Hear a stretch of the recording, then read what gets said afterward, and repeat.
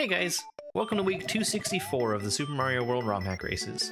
Today's level is called Oomfie Cave by Blaagon, and it's rated 6 for execution and 5 for complexity. We just saw some work from Blaagon in the previous week's collab level, and he's also made 3 ROM hacks, Coldsweat and Tears, Smol, and Super Penny World. This one was a real change of pace from the previous week, which was pretty long and pretty hard. Let's go ahead and get started.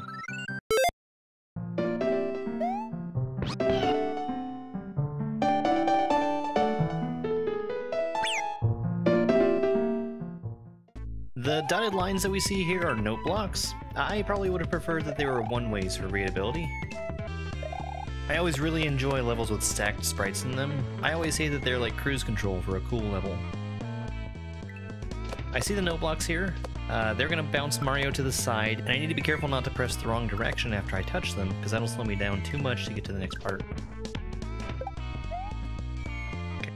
I throw the shell and spin off of its magic to make it far enough to the right to spawn the bullet. And I'm going to need to ride this bullet's magic to the right.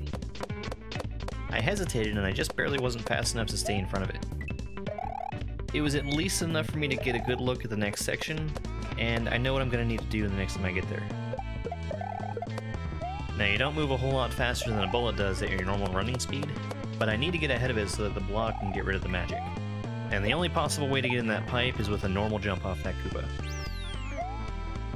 I see a line of 3 turn blocks at the bottom, and my first instinct is just to hit all of them. Hitting those blocks keep the magic on top of the Koopa from hitting them. That gives me something to spin off of when I get to the other side. From here we've seen about 90% of the level, but I still don't know how to actually get over there safely. I started to experiment with this shell. I know that it has to be important because it has the magic stacked on top of it. And right now I'm just trying to figure out if I can do anything different at the start here. And we see that the magic turns into a yellow Koopa when it hits the turn block. I can turn it into a disco shell, but it doesn't really do a whole lot to help me.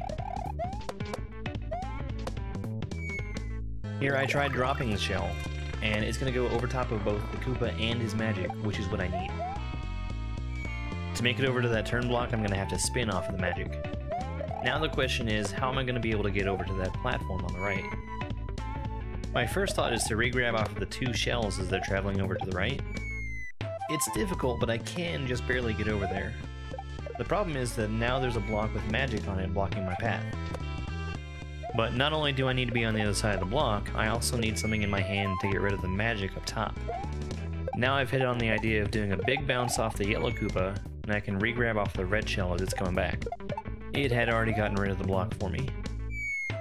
I threw the yellow shell up to get rid of the magic, and then I'm going to need to shell jump to stay in the air long enough for the winged platform to come back.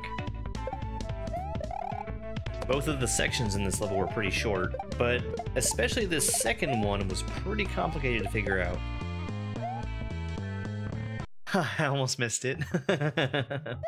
I'm always curious about these ending sections. Get out of here, Chuck. 24. It's not very dangerous, but you still can potentially die there, and I wonder about where I would respawn if I did. GG's. My time for this level was 35 minutes and 1 second. That put me in 10th place out of 18 racers who finished. Thank you guys so much for watching. I'm going to keep putting out these videos showing my part of every week's RomHack race. Please subscribe if you'd like to see more here on YouTube. You can also find me on Twitch and TikTok. My links are down in the description. It's over!